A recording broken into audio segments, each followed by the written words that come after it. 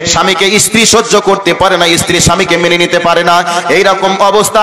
কিন্তু বিশ্ব নবী আমার বলছেন লান তারা মুতাহাব্বাইনি মিসলান নিকাহ, আল্লাহর নবী বলছেন আমার জীবনে এইরকম প্রেম ভালোবাসা দেখিনি যে এরকম প্রেম ভালোবাসা বিবাহ বন্ধনের মধ্যে লুকিয়ে রয়েছে। মানে স্ত্রী এবং স্বামীর মাঝে যে মিল মোহাম্মদ প্রেম ভালোবাসা আছে, রাতের অন্ধকারে বিপদে পড়ে যায় তাহলে ওই বিপদ থেকে উদ্ধার করা কোনো মানুষ তারা পায় না। রাতের অন্ধকারে মরুভূমির ভিতর দিয়ে যদি কোনো একটা প্রাণী এসে তাকে অ্যাটাক করে, ওই আল্লাহ রাব্বুল আলামিন বলছেন ওয়া আশিরাতুকুম, আমি আল্লাহ তোমার আত্মীয় স্বজন প্রতিবেশী বড় মহাব্বত স্বরূপ দান করেছি। এবার আল্লাহ পাক 6 নম্বরে বলছেন ওয়া আমওয়ালুন নিকতারাফতুমুহা, আল্লাহ রাব্বুল আলামিন বলছেন তোমার ধন সম্পদ তোমার কাছে বড় এক। রাব্বুল আলামিন বলছেন ওয়া আমওয়ালুন নিকতারাফতুমুহা, আমি আল্লাহ তোমাদেরকে আল্লাহ পাক বলছে কোন সিজন চলছে ব্যবসায় যাওয়া যাবে না, এরকম কথা বলে এড়িয়ে যাওয়ার চেষ্টা করে আল্লাহ রাব্বুল আলামিন বলছেন ওয়াতিজারাতুন তাখশাউনা কাসাদাহা, আমি আল্লাহ তোমাকে তোমার জন্য বড় একটা মহাব্বতের। আমার ভাই আমার বন্ধুরা, বিদেশে কর্মসূত্রে বিদেশে চলে গেছেন, কর্মসূত্রে কাজ করছেন, চাকরি বাকরি করছেন, যখন আপনার ছুটি হয়ে যাবে, যখন আপনার ডিউটি শেষ হয়ে যাবে, আপনি বলুন না কেন যত দামি জায়গাতে থাকুন না কেন আপনার ওই দামি জায়গাটা আর ভালো লাগবে না। সেটা যদি এসি থাকে এবং সেই বাড়িটা যদি দোতলা টাইলস মার্বেল লাগানো থাকে, কিন্তু চাকরি শেষ, ডিউটি শেষ, কিন্তু আপনার ছোট্ট একটা ঝুপড়ি ঘর আছে, ওই ঘরে আসার জন্য মন টানবে কি টানবে না বলুন? টানবে।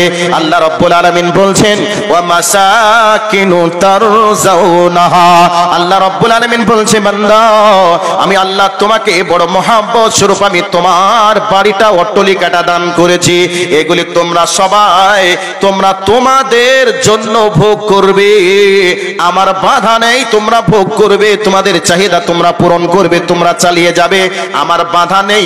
এবার আল্লাহ পাক বলছেন এটা 8টা তোমাকে ভোগ করার জন্য দিয়েছি, এবার আমি আল্লাহকে রাজি করার জন্য তোমাদেরকে 3টে ত্যাগ করতে হবে। এবার 3টের মধ্যে আল্লাহ পাক বলছেন আহাব্বা ইলাইকুম মিনাল্লাহি ওয়া রাসূলিহি ওয়া জিহাদিন ফি সাবিলিহি, আল্লাহ রাব্বুল আলামিন বলছেন 3টে তোমাদেরকে আমি আল্লাহকে রাজি করার জন্য তোমাদেরকে 3টে ত্যাগ করতে হবে রে। একটা আমি আল্লাহর মহব্বত তোমার অন্তরে থাকতে হবে, 2 নম্বর হলো আমার নবীর ভালোবাসা তোমার অন্তরে থাকতে হবে, 3 নম্বর হলো আমার দ্বীনকে মানে মানুষের কাছে পৌঁছে দেওয়ার জন্য প্রাণান্তকর প্রচেষ্টা করতে হবে। এই 3টে বলার পরে আল্লাহ পাক বলছেন ফাতারাব্বাসু ফাতারাব্বাসু হাত্তা ইয়াতি আল্লাহু বিআমরিহি ওয়াল্লাহু লা ইয়াহদিল কওমাল ফাসিকিন। আল্লাহ কত চমৎকার দামি কথা এখানে বলেছেন, কতটা সতর্কমূলক একটা শব্দ তিনি প্রয়োগ করেছেন।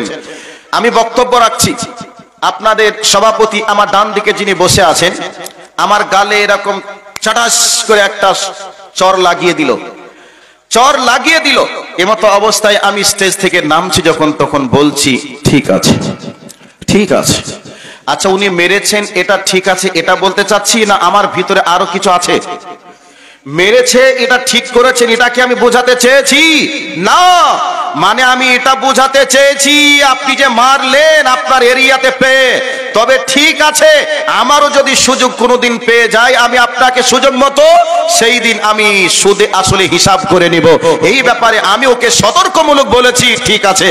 তো আল্লাহ পাক বলছেন শুনে রাখো তোমাদেরকে 8টি মহাব্বত জিনিস দিয়েছি ভোগ করতে, তবে 3টে আমি আল্লাহকে রাজি করার জন্য 3টে ত্যাগ করতে বলেছি, তবে শুনে রাখো 8টিকে পেয়ে যদি 3টিকে ভুলে যাও তাহলে আমি আল্লাহ তোমাদেরকে হাত্তা ইয়াতি আল্লাহু বিআমরিহি ওয়াল্লাহু লা ইয়াহদিল কওমাল ফাসিকিন, আমি আল্লাহ পাকের পক্ষ থেকে তোমাদের উপরে শাস্তি আসবে, বিপদ আসবে, তোমাদেরকে পিটাবে, মারবে, কাটবে, পিস পিস করবে, তোমাদের বাঁচানোর কেউ থাকবে না। ভাই আচ্ছা, আমাদের ছেলেকে বেশি ভালো আমরা বাসি না আল্লাহকে বেশি ভালোবাসি? আমাদের ধন সম্পদের মায়া মমতা বেশি না রসুলের প্রতি মায়া মমতা বেশি? আমাদের ব্যবসা বিজনেসের প্রতি মহাব্বত বেশি না আমাদের দ্বীন ইসলামের প্রতি আমাদের মহাব্বত বেশি? একটু নিজেদের বিবেকের কাছে প্রশ্ন করে একটু দেখি তো, যে আমাদের ছেলে মেয়ের ভালোবাসা আমাদের অন্তরে বেশি না রসুলের মহাব্বত আমাদের অন্তরে বেশি? কোনটা? একটা আওয়াজ দেন তো ভাই, কোনটা? আমরা আল্লাহ এবং আল্লাহ রসুলকে বেশি ভালোবাসি না আমাদের সন্তান সন্ততি ধন সম্পদকে বেশি ভালোবাসি? কোনটা ভাই? একটু বুঝে সুঝে কথা বলুন। আমরা আমাদের ছেলে মেয়েকে বেশি ভালোবাসি না আমাদের নবী মুহাম্মদুর রাসূলুল্লাহ সাল্লাল্লাহু আলাইহি ওয়াসাল্লামকে বেশি ভালোবাসি? কোনটা? কথা বোঝাতে পারিনি মনে হয়। আমরা নবীজিকে বেশি ভালোবাসি, তাই কি না? ঈমান থাকবে না থাকবে ও মাসালাটা আলাদা।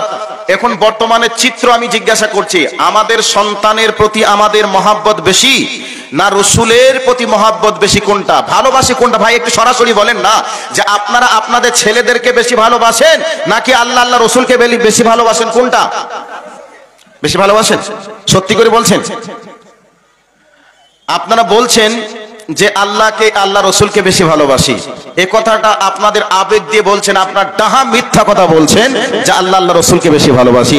100% আল্লাহ রসুলকে বেশি ভালো না বেশে আমরা আজকে সন্তানকে বেশি ভালোবাসি, আমরা আমাদের সম্পদকে বেশি ভালোবাসি, এই জন্য আমাদের জন্য পিটানিটা ফরজ হয়েছে। একটু ভেবে দেখুন। আচ্ছা, আল্লাহ আল্লাহ রসুলকে যদি বেশি ভালোবাসেন, ফজরের নামাজ পড়েছেন? নামাজ পড়েছেন? নামাজ পড়েননি। আল্লাহ রসুলের সুন্নতটা মুখে রাখতে আমাদের কষ্ট হয়, টাকলুর নিচে প্যান্টটা উঠিয়ে পড়তে আমাদের কষ্ট হয়। আল্লাহ আল্লাহ রসুলের রাস্তাতে আল্লাহ আল্লাহ রসুলের কোরআন এবং নবীজির আদর্শকে আমাদের মানতে কষ্ট হয়, তারপরেও আমরা বলবো যে আল্লাহ রসুলকে বেশি ভালোবাসি, আল্লাহকে বেশি ভালোবাসি, দ্বীনের প্রতি মহব্বত আমাদের বেশি, এ কথা আমরা বলবো। এরপরে আমরা মুসলমান দাবি করব। আল্লাহর কোরআনটা এখনো পর্যন্ত পড়তে আমরা শিখিনি, 5 ওয়াক্তের সহিহ সুন্নাহর আলোকে 5 ওয়াক্তের সালাতের পদ্ধতি সম্পর্কে আমাদের আজ পর্যন্ত জ্ঞান নেই। এরপরেও বেশি বলবো আমরা আল্লাহর দ্বীনকে বেশি ভালোবাসি, এ কথা বলবো। আসলেই সত্য কথা বলছি নাকি আগে আমরা মিথ্যা কথা বলছি? একটু ভেবে চিন্তে একটু দেখুন তো। একটা হাদিস আপনাদেরকে শোনাচ্ছি। আল্লাহর নবী বলছেন, লা ইউমিনু আহাদুকুম হাত্তা আকুনা আহাব্বা ইলাইহি মিন ওয়ালিদিহি ওয়া ওয়ালাদিহি ওয়ান নাসি আজমাইন। বর্ণনাকারী হযরতে আনাস রাদিয়াল্লাহু তাআলা আনহু, হাদিসের যিনি ব্যাখ্যা দিচ্ছেন তিনি হলেন আমাদের গ্রুপ লিডার নবী মুহাম্মদুর রাসূলুল্লাহ সাল্লাল্লাহু আলাইহি ওয়াসাল্লাম। তিনি বলছেন, লা ইউমিনু আহাদুকুম হাত্তা আকুনা আহাব্বা ইলাইহি মিন ওয়ালিদিহি ওয়া ওয়ালাদিহি। আমি নবী মুহাম্মদ তোমাদের ছেলে মেয়ে বাবা, মানে তোমাদের মা বাপ ও ছেলে মেয়ে বউ বিটির থেকে যতক্ষণ মহাব্বতের না হতে পারবো ততক্ষণ পর্যন্ত তোমরা পূর্ণ মুমিন হতে পারবে না। তাহলে পূর্ণ মুমিন হতে গেলে মা বাবা সন্তান সন্ততি সবার থেকে বেশি মহাব্বত আমাদের অন্তরে থাকতে হবে নবী মুহাম্মদুর রাসূলুল্লাহ সাল্লাল্লাহু আলাইহি ওয়াসাল্লামের।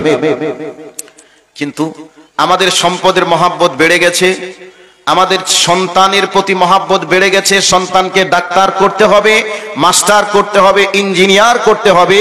ছেলে আজকে নামাজ পড়ে না, বিছানায় ঘুমিয়ে আছে, তারপরেও আমরা তাকে নামাজের কথা বলি না, ডাক্তার মাস্টার করলাম, তাকে আমরা পরকালের কোনো প্রস্তুতি গ্রহণ করালাম না। এরপরেও আমরা বলবো আমরা নবী মুহাম্মদকে বেশি ভালোবাসি, এ কথা আমরা বলবো। পরোক্ষভাবে আপনার সন্তানকে বলছেন ভালোবাসি, আপনার সন্তানকেও আপনি ভালোবাসেন না। কাজেই যদি ভালোবাসতেন পরকালের প্রস্তুতির ট্রেনিংটা বাপ হিসাবে আপনি সন্তানকে দিতেন। এবার বলবেন যে মৌলভী সাহেব তোমরা তো জুব্বা পরে মাথায় টুপি দিয়ে মুখে দাড়ি রেখে পরে বাড়ি খাও, আর তোমরা শুধু বলো ডাক্তার করছে, মাস্টার করছে, ইঞ্জিনিয়ার করছে। তাহলে ডাক্তার মাস্টার ইঞ্জিনিয়ার না করে শুধুই কি মাদ্রাসায় পড়াতে হবে? এ কথা আপনাদের দাবি। আমি ইঞ্জিনিয়ার ডাক্তার মাস্টার প্রফেসরের বিপক্ষে নয়। আপনার ছেলেকে ডাক্তার করুন, মাস্টার করুন, প্রফেসর করুন, ইঞ্জিনিয়ার করুন, আরো কিছু করুন, কিন্তু আপনার সন্তানকে প্রথমেই আপনি যে একজন মুসলমান হিসাবে ঈমানের ট্রেনিংটা সর্বপ্রথম আপনার সন্তানকে দেওয়ার পরে একটা ইমানদার মুসলমান ডাক্তার বানান, একটা ইমানদার মুসলমান আপনি মাস্টার বানান, একটা ইমানদার মুসলমান আপনি একজন ইঞ্জিনিয়ার বানান, আপনি একজন মুমিন ইমানদার একটা ব্যারিস্টার বানান, উকিল বানান, জজ বানান, তাহলে তার কাছ থেকে ভালো কিছু আশা করা যাবে।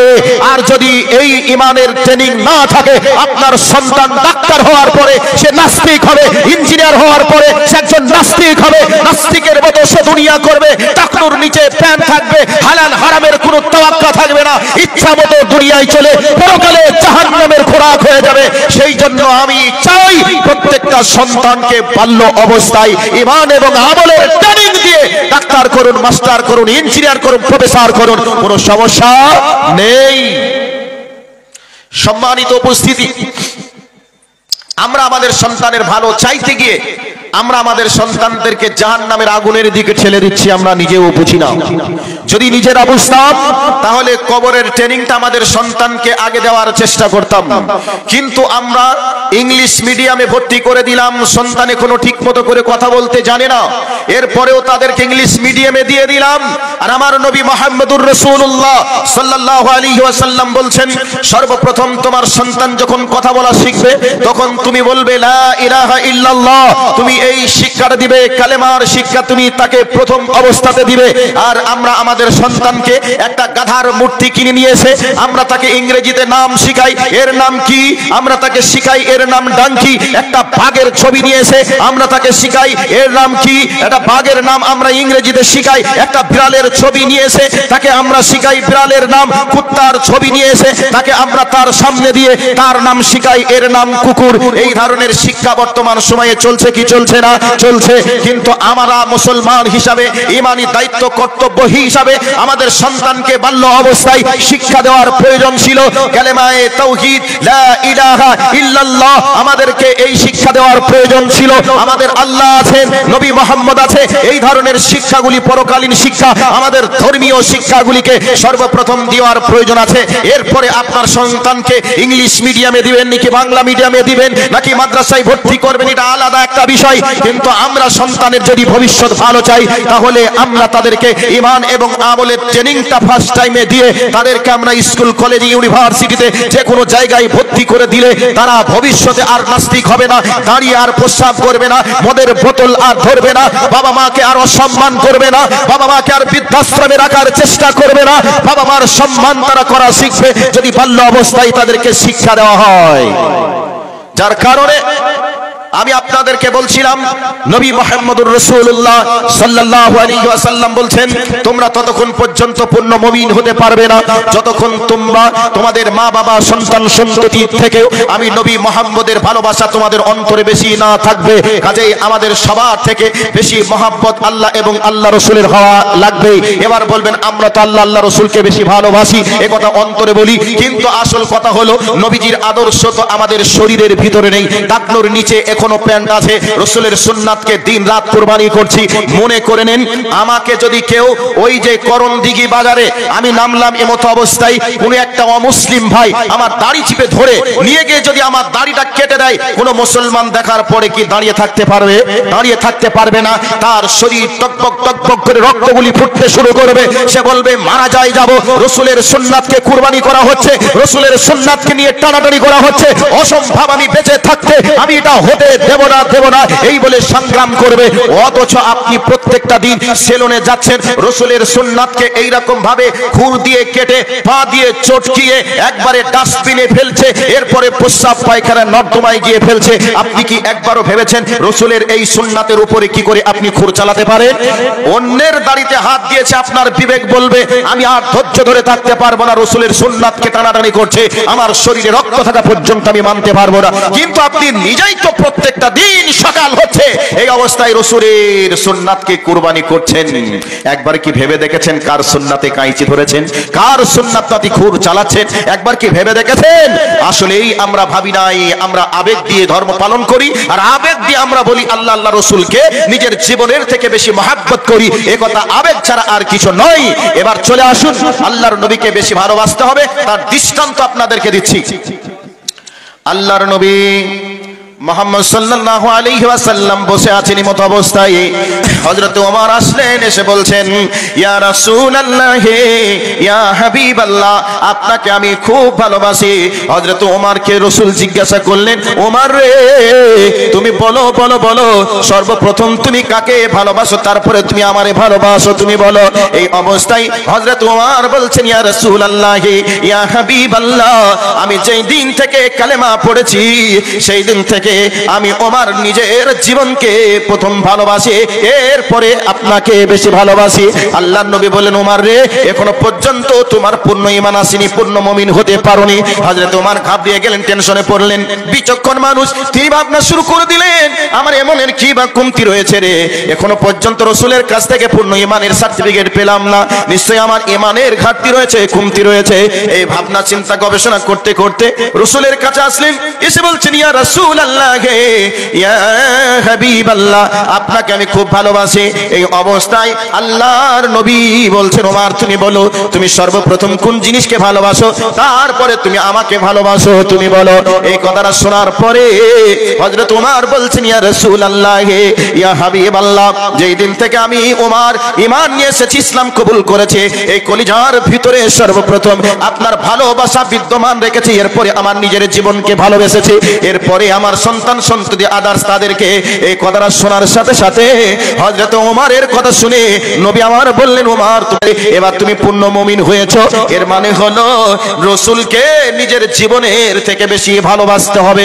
এর মানে আপনাদেরকে বলতে চাই, কে কি বলবে, টাকনোর উপরে প্যান্ট পরলে কে কি ভাববে, এই অল্প বয়সে সুন্নাত রাখলে কে কি বলবে, এই বয়স থেকে 5 ওয়াক্তের নামাজ পড়লে কে কি ভাববে, এটা কে ভাবলো কি বললো দেখার প্রয়োজন নেই। আমার আল্লাহ, আমার রাসূল কি বলেছে, এটাকে ভেবে চিন্তে রাসূলের আদর্শকে নিয়ে বাস্তবায়ন করার নাম হলো রাসূলকে ভালোবাসা। ভাইরা আমার, মনে মনে হচ্ছে যে কখন তুই নাম দিবে, বিরক্ত হয়ে গেলাম, তাড়াতাড়ি নাম, এইরকম ভাবনা চিন্তা অনেকেই করছেন, তাই না ভাই? এরকম করছেন নাকি? মানুষ তার বক্তব্য কোরআন হাদিস দিয়ে শোনে না, মানুষ এখন গান শুনে। যে বক্তা যত গান গাইবে, যে বক্তা যত গানের সুরে গজল গাইবে, বক্তাও গান গাইছে আর ড্যান্স দিচ্ছে, আর শ্রোতারাও তালে তালে গান গাত আনন্দ করছে, হাসছে আর ড্যান্স দিচ্ছে। বক্তাও জানে না কি বলছে, আর শ্রোতাও জানছে না যে আমাকে কি বোঝাচ্ছে। বক্তাও যেমন শ্রোতাও তেমন। বর্তমান সময়ে বক্তাও যেমন জাহেল হয়ে স্টেজে মানুষদেরকে পাগল বানাচ্ছে, যারা দর্শক এরাও জাহেলে পরিণত হয়ে জাহেল বক্তার জাহেল গজল শোনার জন্য তারা মাতোয়ারা হয়ে একবারে হাজার হাজার টাকা দিয়ে বক্তা ভাড়া করে নিয়ে আসছে। আসলেই এই বক্তা দিয়ে জাতির কি হবে, যেই বক্তা কোরআন হাদিস বাদ দিয়ে ইচ্ছা মতো চলবে আর গান গজলকে মানুষের কাছে টাইম পাস করে মানুষের মনে আনন্দ যোগাবে, এই বক্তা দিয়ে জাতির কি হতে পারে? যাই হোক, এরপরে আমি কোরআনের আয়াতের দিকে যাচ্ছি। ভালো করে কান করে বক্তব্যের বিষয়টি শ্রবণ করার চেষ্টা করুন। আমি বলছিলাম মুমিন হতে গেলে কি করা লাগবে, এর পরের আয়াতে আসবো। তো আমি প্রথমে ধরেছিলাম যে 8টি মহাব্বতের জিনিস আল্লাহ সুবহানাহু ওয়া তাআলা তিনি দিয়েছেন। দেওয়ার পরে বলছেন 8টি তোমাদের জন্য তোমরা ভোগ করবে, আর আমি আল্লাহকে রাজি খুশি করার জন্য তোমরা 3টে ত্যাগ করবে। যদি তোমরা 8টিকে পেয়ে 3টে ভুলে যাও, তাহলে তোমাদের উপরে পিটানি আসবে, এ কথা আল্লাহ বলছেন। তো এবার রাসূলের সাহাবীরা রাসূলকে নিজের জীবনের থেকে বেশি ভালোবেসেছেন, এ মর্মে কোরআনের আয়াত থেকে প্রমাণ করলাম, হাদিস থেকেও প্রমাণ করলাম। এবার একটা ঘটনা আপনাদেরকে শোনাবো, এরপরে আপনাদের কাছে আমি আসব। কোরআন এবং হাদিস থেকে, রাসূলের আদর্শ থেকে যদি দূরে চলে যাই তাহলে আমাদের কি হবে, এ বিষয়ে ছোট্ট করে কিছু কথা বলে মেন প্রেক্ষাপটে যাব। রাসূলের সাহাবীরা রাসূলকে নিজের জীবনের থেকে বেশি ভালোবাসা দিয়েছেন। ছোট্ট করে একটু বলছি, রাসূলের ফুপু উহুদের যুদ্ধে গিয়েছেন রাসূল সাল্লাল্লাহু আলাইহি ওয়াসাল্লাম, এবং রাসূলের ফুফাতো ভাই, রাসূলের ফুফা, এরা সবাই এসেছে যুদ্ধের ময়দানে। এবার ফার্স্ট টাইমে সংবাদ ছড়িয়ে পড়ল রাসূল উহুদের যুদ্ধে শহীদ হয়ে গেছেন, মারা গেছেন। এই সংবাদটা শোনার সাথে সাথে মদিনার মানুষরা যেন দুঃখে পাগল পারা হয়ে গেল, কান্নার যেন রোল বইয়ে পড়ল। এই অবস্থায় রাসূলের ফুফু সংবাদটা শুনে পাগলিনীর মতো ছুটতে শুরু করেছে উহুদের দিকে। একজন সাহাবীর সঙ্গে যুদ্ধ, একজন সাহাবীর সঙ্গে সাক্ষাৎ হলো। ও মহিলা, তুমি কোথায় যাও বলো। এই অবস্থায় বলছে আমি উহুদের দিকে যাই। মহিলাকে বলছে উহুদের দিকে গিয়ে আর কোনো লাভ নেই, তোমার স্বামী শহীদ হয়ে গেছে। এই সংবাদটা শোনার পরে রাসূলের ফুফু বলছেন, কে শহীদ হয়েছে আমি শুনতে চাই না, তুমি বলো আমার নবী কেমন আছে, এই সংবাদটা তুমি আমারে দাও। এটা লিখে রাখুন কি বলছি। আবার সামনের দিকে ছুটতে শুরু করলেন, ছুটতে ছুটতে সামনে আবার একজনের সঙ্গে সাক্ষাৎ হলো। বলো তুমি কোথায় যাও। এই অবস্থায় মেয়েটি বলছেন আমি উহুদের ময়দানে যাচ্ছি। ওই ব্যক্তি বলছেন উহুদের ময়দানে গিয়ে আর কোনো লাভ নেই, তোমার দুইজন কলিজার টুকরা নয়নের পুতুলি সন্তান যুদ্ধের ময়দানে গিয়েছিল, তোমার দুইজন সন্তান শহীদ হয়ে গেছে। সংবাদটা শোনার পরে রাসূলের ফুফু বলছেন, কে শহীদ হয়েছে শুনতে চাই না রে, জানতেও চাই না, বলো তাড়াতাড়ি করে আমার নবী কেমন আছে সংবাদটা তুমি আমারে জানতে দাও। এই সংবাদটা শোনার পরে আবার সামনের দিকে ছুটতে শুরু করলেন। চতুর্দিকে সাহাবীরা রাসূলকে যেন ঘিরাও করে রেখেছে, চতুর্দিক থেকে আল্লাহ রাসূলকে যেন পাহারা দিয়ে রয়েছে। এমতো অবস্থায় রাসূলের মাথার উপরে লোহার উঠে, রাসূলের মাথার টুপি লোহার টুপি ভেঙে গিয়ে রাসূলের এই কপালের উপরে লোহার টুপির বোঁটা ঢুকে গেছে, রক্ত ঝরছে। এদিকে দান্তান মোবারক শহীদ হয়ে গেছে, নবীজির শরীরটা যেন রক্তে রক্তিত হয়ে গেছে। আমার ভাই আমার বন্ধুরা, যেই জায়গাতে রাসূলের দান্তান মোবারক শহীদ হয়েছিল, যে জায়গায় রাসূলের শরীর রক্তে রক্তিত হয়েছিল, ওই জায়গাতে যদি আপনি জীবনে কোনদিন হজ উমরা করতে গিয়ে যদি দেখেন আর রাসূলের মহব্বত যদি আপনার কলিজায় থাকে, ওই জায়গাটা দেখবেন আর আপনার চোখের পানি দরদর করে বার হবে। আহারে এই জায়গাতে আমার রাসূল দ্বীনের কালেমার পতাকাকে নিয়ে এসেছিলেন, এই জায়গায় রাসূলের দান্তান মোবারক শহীদ হয়েছিল আর রাসূলের রক্ত এই জায়গার উপরে পড়েছিল। আমার রাসূল এই জায়গায় শরীর থেকে রক্ত ঝরে ঝরে তিনি নিস্তেজ হয়ে পড়েছিলেন। এই রকম দৃশ্য আপনার মনের ভিতরে আসবে আর চোখের পানি ছেড়ে দিয়ে আপনার কান্না করতে মন চাইবে। আমার ভাই আমার বন্ধুরা, এই অবস্থায় রাসূল করিম সাল্লাল্লাহু আলাইহি ওয়াসাল্লামের আসলেন সাহাবীদের মাঝে। রাসূল সাল্লাল্লাহু আলাইহি দাও সংবাদটা নিলেন যে রাসূল এখনো পর্যন্ত বেঁচে আছে, তবে অসুস্থ অবস্থায় আছে। রাসূলকে দেখলেন, রাসূলের সঙ্গে কথা হলো, নবীজিকে জিজ্ঞাসা করলেন, হে নবী মুহাম্মদ তুমি কেমন আছো। যখন মুহাম্মদ সাল্লাল্লাহু আলাইহি সাল্লাম বললেন আলহামদুলিল্লাহ আল্লাহর রহমতে আমি ভালো আছি, এই কথা যখনই বললেন সাথে সাথে ওই মেয়েটা তখন বলছেন কে মারা গেছে, কে শহীদ। রাসূল যখন ওই উহুদের প্রান্তরে যুদ্ধ করে শরীর থেকে রক্ত ঝরে গেছে, এবার রাসূল একটা জায়গাতে হয়ে কোন জায়গায় দাঁড়াবেন, এই জায়গায় একটা জায়গা নিচে থেকে উপরের দিকে উঠবে। এই উপরের দিকে বড় হলো দ্বীন ইসলামের জন্য প্রাণান্তকর প্রচেষ্টা চালাতে হবে। কি করে মানুষের কাছে দ্বীন পৌঁছে যাবে। যেই মসজিদে মুসল্লি সংখ্যা কম আছে, ওই জায়গায় গিয়ে মানুষগুলিকে দ্বীনের কথা বুঝিয়ে বুঝিয়ে কত মার খাচ্ছে, আর আমার আল্লাহ আসমান থেকে তিনি নীরব দর্শকের ভূমিকা পালন করছে। আমার আল্লাহ কি সেই বদরের প্রান্তরে ফেরেশতা দিয়ে যেমন সাহায্য করেছিলেন, আজকে ওই স্ত্রী তালাক হয়ে যাওয়ার পরে আপনাকে কেউ যদি মারে কাটে পিচপিচ করে ওই ছবিটা উঠিয়ে ভিডিও বানিয়ে আপনার তালাকপ্রাপ্ত স্ত্রীর মোবাইলে যদি ছেড়ে দেয়, তাহলে ওই দৃশ্য দেখে তার চোখে কি পানি আসবে? বলুন পানি আসবে? ওই ভেদ লাগবে কি লাগবে না? লাগবে। কিন্তু আমার আল্লাহ এমন সূক্ষ্ম পাওয়ারের অধিকারী, সেই আল্লাহর কাউকে সাহায্যের জন্য প্রয়োজন হবে না, কারোর সঙ্গে যোগাযোগের প্রয়োজন হবে না। আমার আল্লাহ আরশে আজিম থেকে দেখে সাথে সাথে ইমানদারের গায়ে হাত লাগিয়েছে, মানে তোমার আর হাতটাকে আমি রাখবো না। আবু জাহেলের হাতকে, আবু জাহেলকে, আবু লাহাবকে। বিশ্বাসী না বিশ্বাসী না ভাই, কথা বলুন, বিশ্বাসী না বিশ্বাসী না?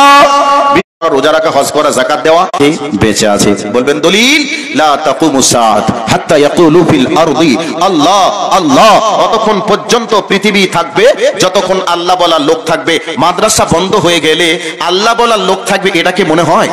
এই ট্রেনিংটা পাবেন কোথা থেকে ভাই? পাওয়া যাবে? যাবে না। মেজো বাবু, ও করণদিঘি থানার মেজো বাবু, সত্যি দেখুন তো মেজো বাবু, কি নাম ওনার? জামাল উদ্দিন সাহেব। আপনি মাশাআল্লাহ, কোথায় বাড়ি আপনার? গাজলে। করণদিঘি থানার মেজবাবু জামাল উদ্দিন সাহেব উনি 2000 টাকা দান করেছেন। মাশাআল্লাহ, জাযাকাল্লাহ খাইরান জাযা ফিদ দুনিয়া ওয়াল আখিরা। আল্লাহুম্মা সাল্লি আলাইহি, আল্লাহুম্মা বারিক আলাইহি ফি আহলিকা ওয়া মালিকা। আয় আল্লাহ, তুমি করণদিঘি থানার মেজু বাবুকে আল্লাহ তুমি তার প্রমোশন বাড়িয়ে দাও, সাথে সাথে দ্বীন ইসলামের জন্য তুমি কবুল করে নাও, বলি আমিন। আয় আল্লাহ, তেনাকে 5 ওয়াক্তের নামাজ পড়ার তৌফিক তুমি দান করো। আত্মীয় স্বজন যারা মারা গেছে সকলকে তুমি জান্নাতুল ফিরদাউসের মেহমান বানিয়ে দাও, আমিন, আল্লাহুম্মা আমিন। আচ্ছা, ওনার বাড়ি গাজলে, গাজল থেকে এসেছেন আপনাদের মাদ্রাসার ডাকে, মাদ্রাসার পাশে দাঁড়ানোর জন্য 2000 টাকা দিয়েছেন। তো এই গ্রামের মানুষকে কয় হাজার টাকা দেওয়ার প্রয়োজন ছিল? তারপরে আমার টাইম যেহেতু নেই, আমি আর বেশি বলতে চাচ্ছি না। আমি 10 জনের কাছে একটি করে 1000 টাকা চেয়েছি, 50 জনের কাছে 500 করে টাকা।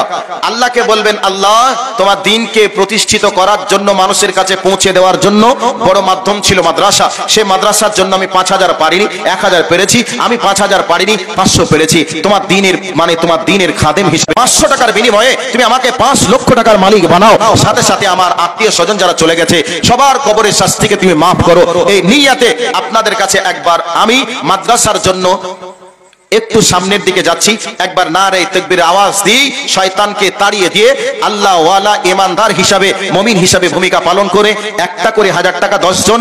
কোন যোগ্য পিতার যোগ্য সন্তান আছে একটু দেখব, যোগ্য সন্তানের যোগ্য সন্তান কে আছেন একটু দেখব। 500 করে টাকা আমি আপনাদের কাছে চাই, একবারে লিল্লাহি তাকবীর আওয়াজ হয়ে যায়, নারে তাকবীর, নারে তাকবীর।